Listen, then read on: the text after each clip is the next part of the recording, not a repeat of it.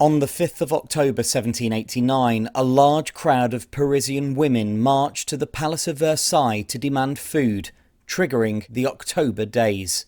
Welcome to HistoryPod.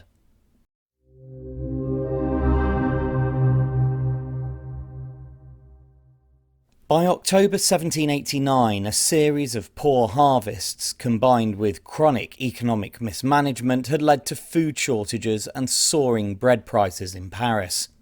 Meanwhile, news of a royal banquet spread through the city, and on the morning of the 5th of October, a large crowd of women gathered in the markets of Paris to protest the extravagance of the court at a time when ordinary people were struggling to eat.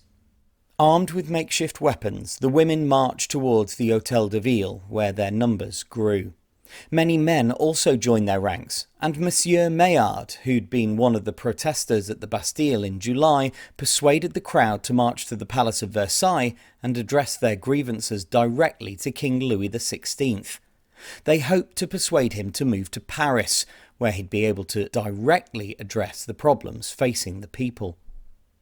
By the time the crowd arrived at Versailles 6 hours later, they'd been joined by National Guardsmen under General Lafayette, who reluctantly supported the marchers' demands.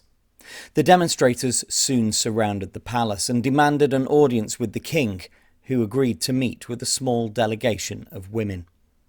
Louis promised to provide more grain to Paris, but this did not satisfy the crowd, who camped outside the palace overnight.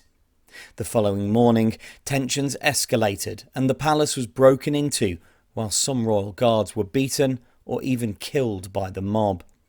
The situation was only diffused when Louis agreed to return to Paris with his family.